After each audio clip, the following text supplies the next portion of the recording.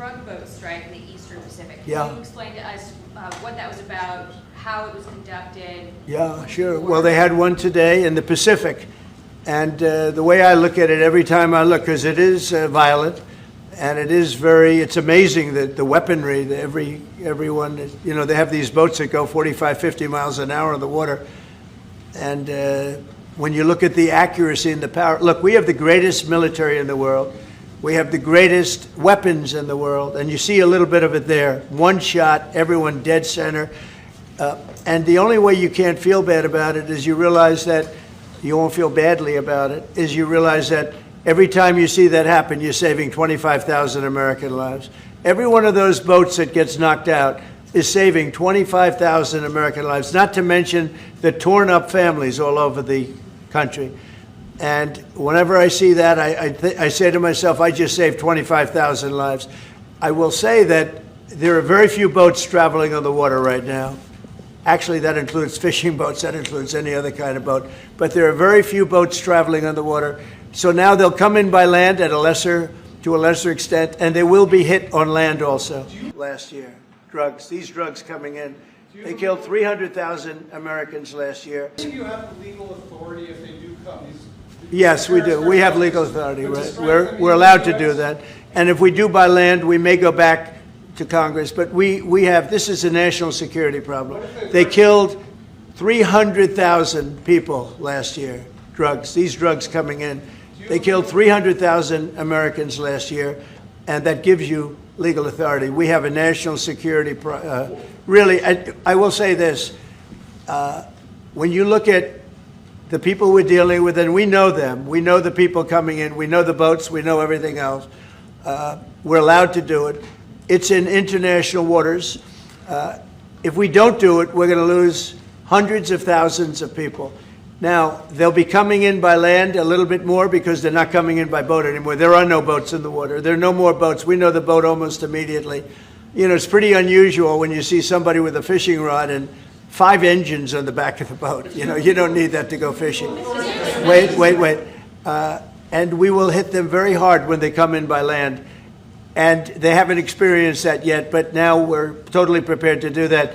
We'll probably go back to Congress and explain exactly what we're doing when we come to the land. We don't have to do that, but I think, Marco, I'd like to do that. You may respond to that if you want. Doesn't matter. In this particular case, there are people traveling on international waters headed towards the United States with hostilities in mind, which includes flooding our country with dangerous, deadly drugs. And they're going to be stopped. And that's what's happening. And in the case last week, you saw there was a submarine. It was a submarine. It was a submersible. That's a drug boat all the way through. We know what these boats are. The president just said it. We track them from the very beginning. We know who's on them, who they are, where they're coming from, what they have on them. If you're running drug boats, you're in grave danger. Thank you. Well, I think that in terms of honesty, the only thing I can say is every time and drug usage is way down, and drug usage coming from the sea, they call it ocean drugs, little term that they use, the ocean drugs, is very close to non-existent right now.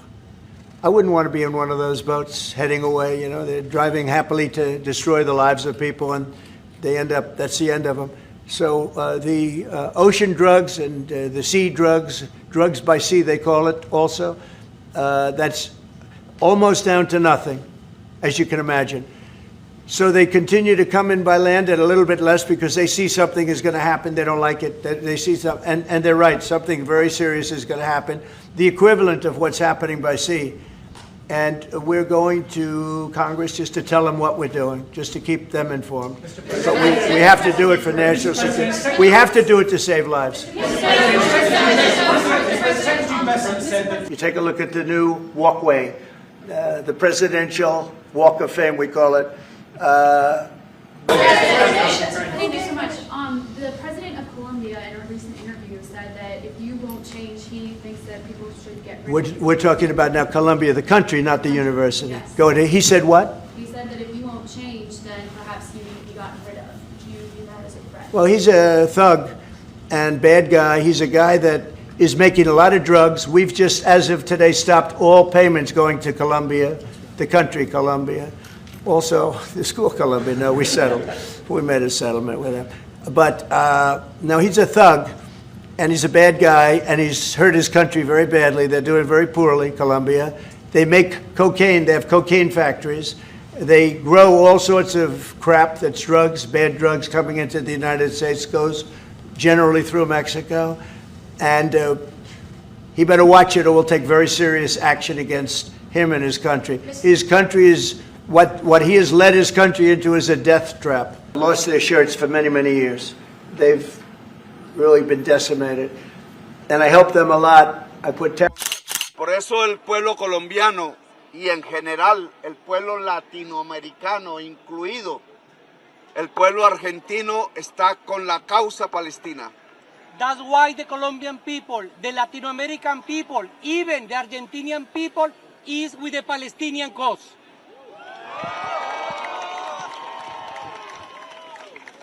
Hemos hecho una propuesta hace 2 días a la Asamblea General de las Naciones Unidas. We make a proposal before the General Assembly of the United Nations 2 days ago. Creo que con el último veto que realizó Estados Unidos en el Consejo de Seguridad se acabó la diplomacia. I truly believe that after the last veto of USA before the Security Council, the diplomacy is over.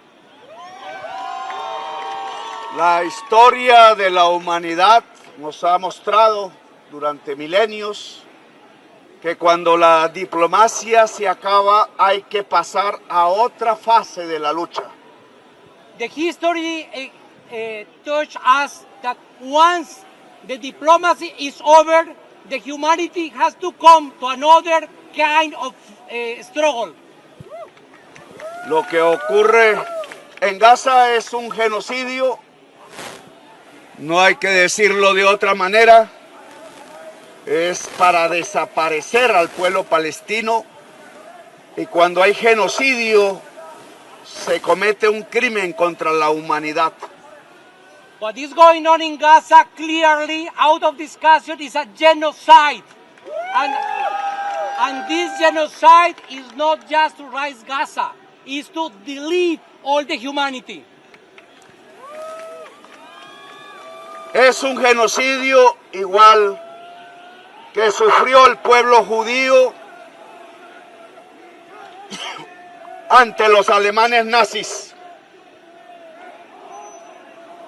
Y de esa manera, igual que en el tribunal de Nuremberg, los nazis genocidas deben ser juzgados hoy.